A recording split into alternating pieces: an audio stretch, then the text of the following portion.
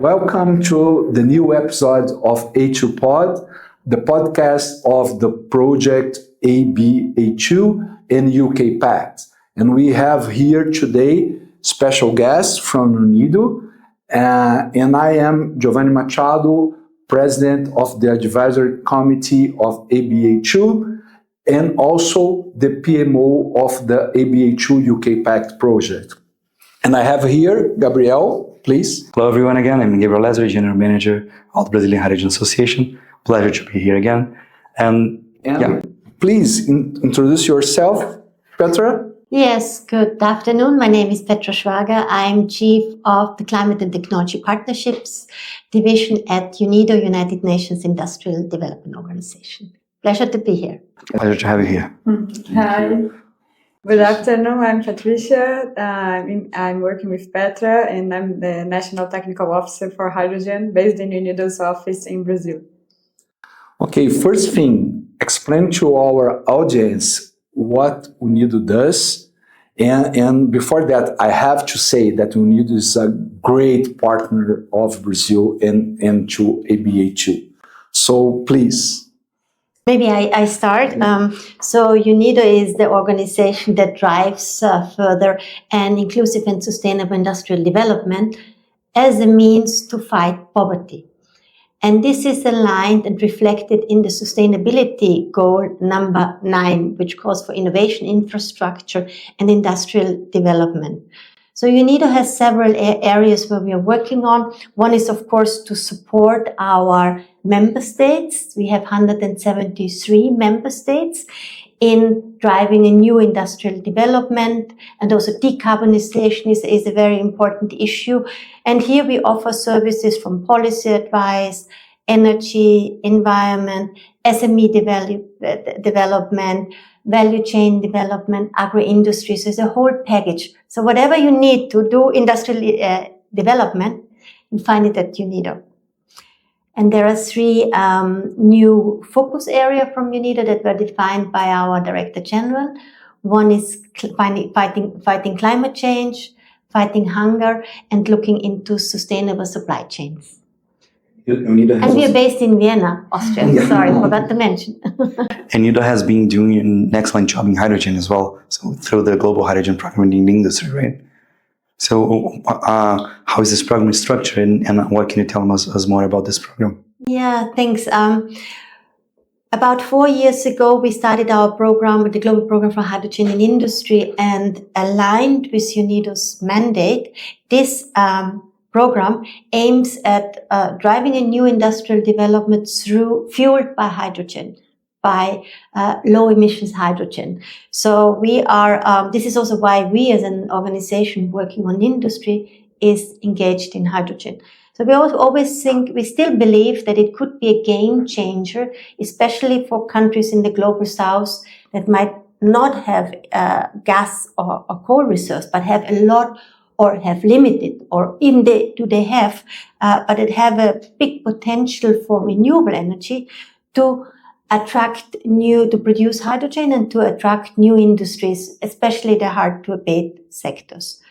And in the program, we have 2 pillars. One is the partnership, where we're also partnering with partners like you, and we work on global enablers.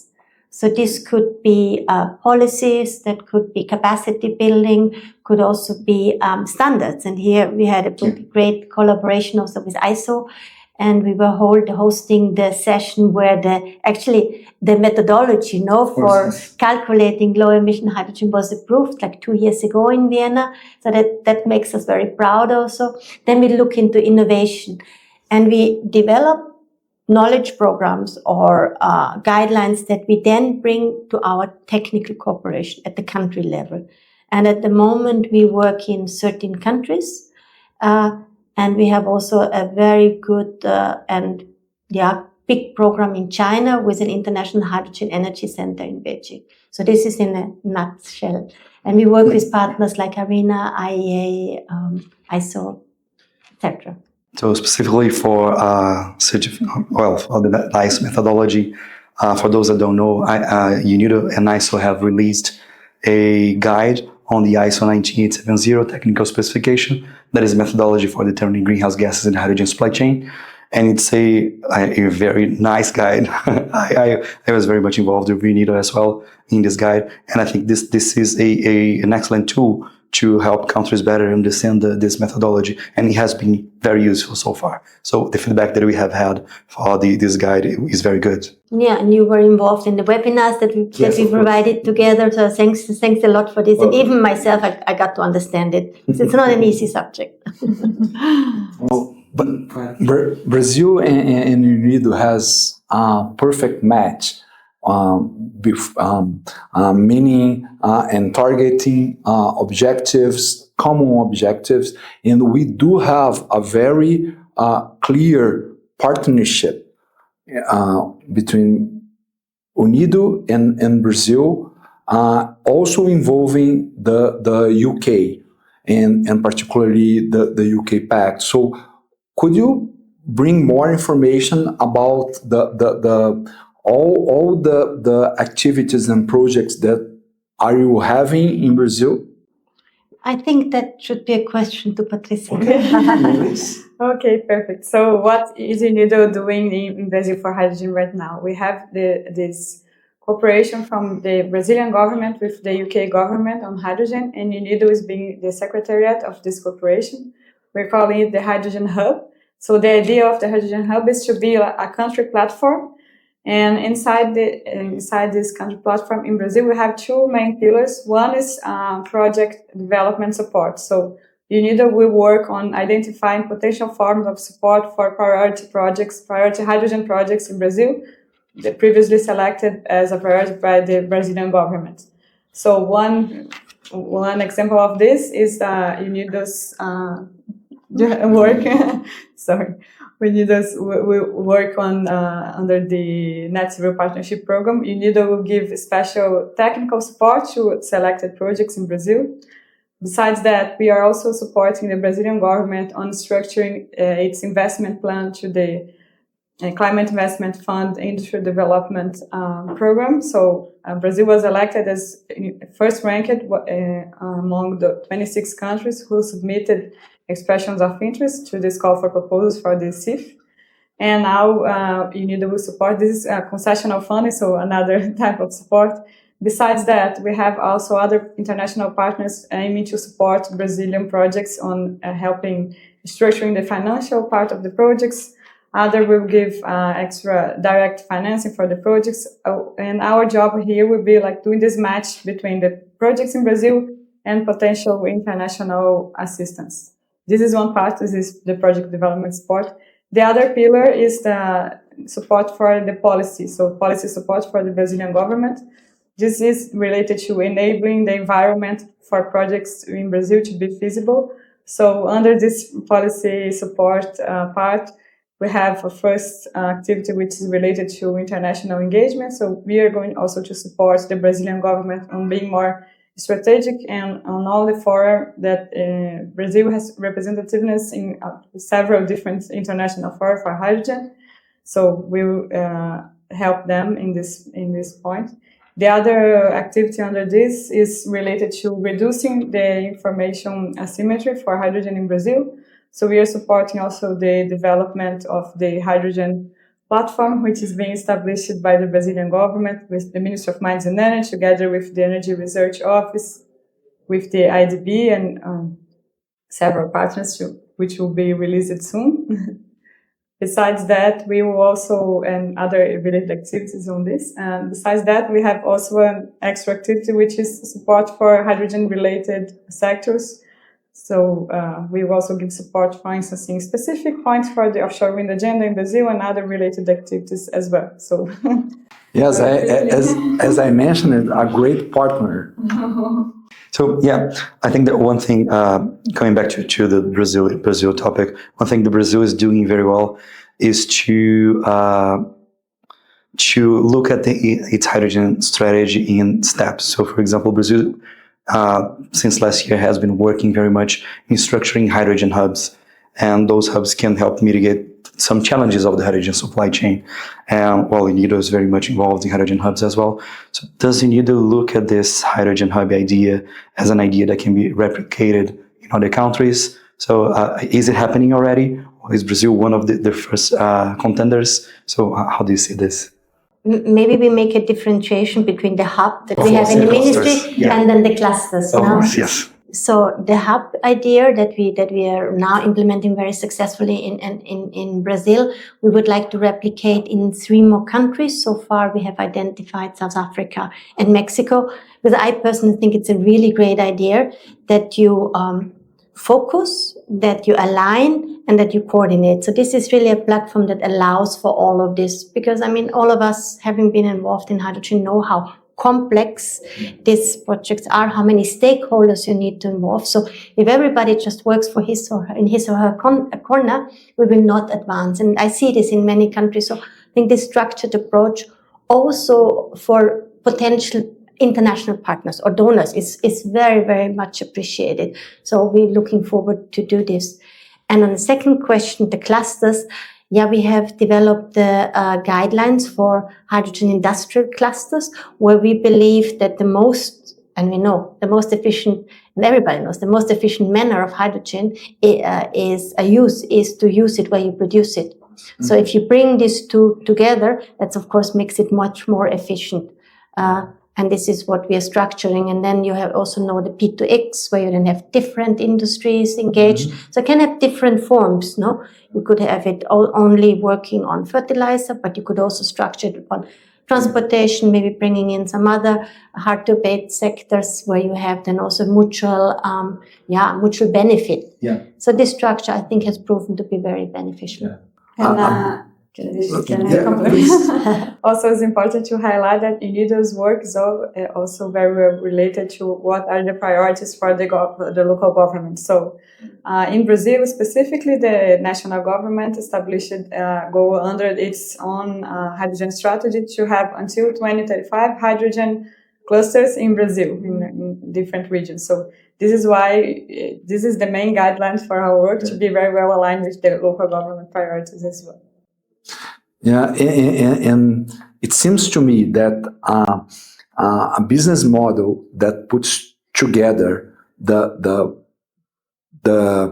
hydrogen producer and the industrial consumers, it's, as you mentioned, it reduces the logistic costs and it improves the competitiveness of the low emission hydrogen. So it's a business model that tries to accelerate the competitiveness and foster the market development in the country.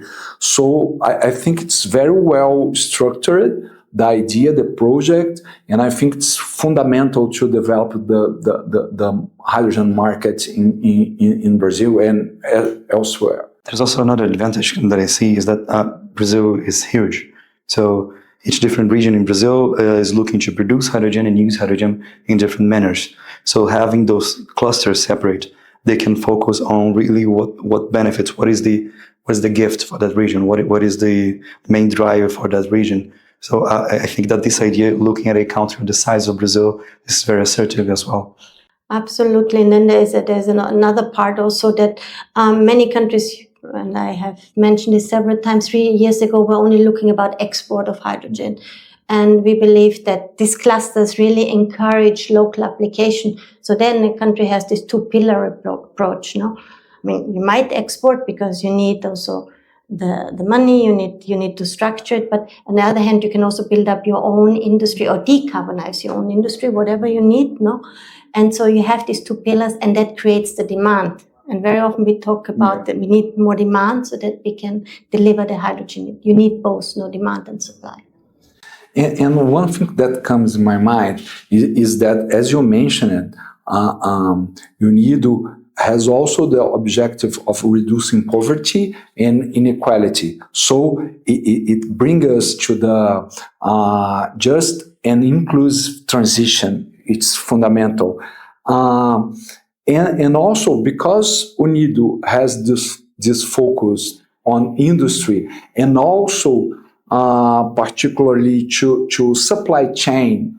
So supply chain is a way of active structural competitiveness, because then you have suppliers nearby, and all this make a huge advantage to the clusters and everything. So, and also there is this externality, positive externality of generate wealth and jobs in the local areas. So could you elaborate a little bit more about this broad objective? Yeah, no, that's an extremely important point, and UNIDO, in cooperation with several UN organizations like UNEP, also ILO has contributed, the African Development Bank. We have developed kind of criteria for sustainable hydrogen projects, and these are based on 4 pillars: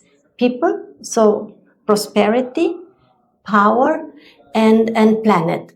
So sustainable hydrogen projects should include all of this. They should look, for example, environment. When we look at water use, can we also have water supply, additional water supply, or treatment of wastewater for surrounding populations so that they have an additional benefit? Can we have more local people and employed, and can we generate new jobs, so more prosperity? But you also mentioned the supply chain. Local content is a very important issue also. And then, so if we bring all this together, I think it's not that we want to make projects more difficult, but we want to encourage developers to look into this from the beginning, so that this can really be a sustainable, because many of energy projects fail because they do not take this into consideration. So that's a very, very important point. Very important. Well, Patricia, so you were in the Ministry of Mines and Energy before, and now you are the national expert in UNIDO for hydrogen. And we touched the demand side of hydrogen. How do you see the demand for hydrogen in Brazil ramping up? What are the main drivers for demand in Brazil for hydrogen? Well, I think in Brazil specifically, we did a good job on structuring the regulatory framework last year. So we have now, as I mentioned, one of our pillars for the hydrogen hub is enabling the environment. So we have already in Brazil this part already established. So now is a good moment to see the projects going on, really going to the FID. What I see from the demand side in Brazil, especially what I identify as low-hanging fruits for hydrogen in Brazil, is especially the fertilizer sector. We have already fertilizer industry in Brazil, which is already using hydrogen, but not so clean hydrogen, so it can be substituted for clean hydrogen and from several different sources. The other one is refineries. Also, they are also, for the same reason, already using hydrogen that could be substituted. But also we have a lot of projects announced on steel and especially hard-to-abate sectors as well, so steel, mine, metallurgy, and so on. So we have, for this call for proposals for hydrogen projects focusing on industry decarbonization that UNIDO supported the Ministry of Mines and Energy. We identified 70 different proposals, and some of them were related to fertilizers, refineries, steel, as I mentioned, but also some related to cement, aluminum, what else? Advanced biofuels that can have this integration between hydrogen, clean, low emissions hydrogen, and advanced biofuels. So it's a way to reinforce the Brazilian advantage, competitive advantage, and this is also some kind of business model that can fit in other developing countries. And as you mentioned before, UNIDO is also looking for opportunities to replicate this kind of programs and projects. So how do you see the opportunities of integrating advanced biofuels with hydrogen in other developing countries under this umbrella of international cooperation and the UNIDO role? I mean, in this case, Brazil is unique. I mean, there's no other country that has so many biofuels like you have here. That's a bit difficult. It would be a bit unfair to compete. True enough. But there are other countries with huge potential for biofuels in Latin America, for instance. So all our neighbors in Latin America has also the potential not only for, let's say, renewable electricity generation, but also biomass, biofuels. So there is opportunity nearby in South America. And I think also there are potentials for Africa and India. India, based on an agreement with Brazil, start a program for biofuels and ethanol, particularly because they are a huge producer for sugarcane as well. But they focused only on sugar at that time. And now they are looking at this potential to also develop a huge biofuel program, ethanol program. And of course, all this creates the possibility of synergies between an integration biorefineries between biomass and biofuels potential with low emissions hydrogen all together, so they can produce SAF, sustainable maritime fuels, and etc. So let me broaden the question a little bit. So we mentioned the demand for hydrogen in Brazil, and of course the biofuels, synthetic fuels. Is there any of those demand sectors that you see as UNIDO that being one of the preferred ones in other countries in developing economies? I mean, in Brazil there are so many that we just talked, but is there one of those that the other countries are looking more than the others? Well, I think it's similar here. It's really the fertilizer project, and then maritime fuels. I think this will be the first two ones, and then countries that are more advanced, like South Africa, they're also looking into SAF. But I think what we see also, let's say, in Namibia is very much at where we are working now. This is really looking into ammonia production, maritime fuels. The same is in Egypt. So you have to see a bit. Also Morocco. So each country will have to find its way. Like Brazil has its own way, and based on the conditions, some countries do not have gas. So if I may use the colors, blue hydrogen is not an option because they simply don't have it. No. So and then also you have to say, are there the conditions for CO2? For CCUS or no? How does it look like? No.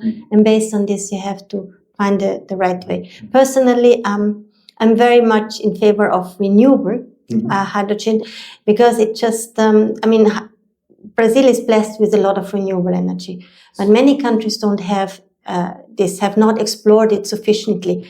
And I see it already now that through renewable hydrogen, we're also getting more renewable energy in the grid.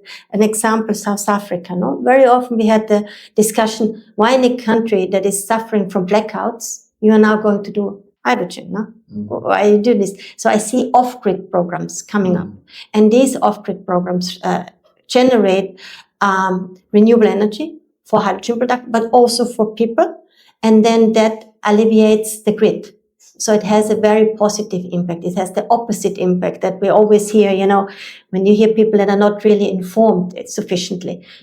So that's my opinion. Good, very good. There is no one size fits all, and that was the main message last year under the Brazilian presidency of G20, that countries has to find their way to energy transition and decarbonization under the national circumstances. So you're just perfect. And I think that we are paving a very good ground, well, in Brazil, but I see many other countries doing it as well, for opening the ways for innovative solutions. So, for example, natural hydrogen, which can also be extracted in several regions in the world, in Brazil as well. So I think that it will come up as a good contender for filling up some spaces in this hydrogen production / extraction, yes, in the near future. Well, we are moving into the final segments of our podcasts. And first of all, it was a huge pleasure for us to have you both here with us today. And I'd like to leave you with your final remarks for this episode. Oh, well, thank you very much. Yeah, well, we are extremely thrilled to work very closely with Brazil, and we're very happy that I have Patrícia on board here to work very closely and aligned with the government. And I think if we can learn something, what I would see, what we can learn from Brazil is also, if you're now moving into the fertilizer and if you're applying renewable hydrogen in fertilizer, this is really something that has a lot of potential. And if we can take some of the lessons learned from Brazil to other countries, and maybe even looking into smaller project, also like off-grid project, that would really be something extremely relevant also for African countries. Very good. Well, no, thank you. Also, it's very good to say, as Petra mentioned, we have now a special focus on Brazil for hydrogen. We had, especially this week, a big delegation from UNIDO here in Brazil, Petra, and also Mr. Gunther Berger, our managing director as well. So they came to Brazil and they're very interested in developing the hydrogen agenda in the country. So. Thank you very much. See you again in the next episodes of A2 Pod. Thank you. Yeah, thank you for the attention. And see you again. Muito obrigado.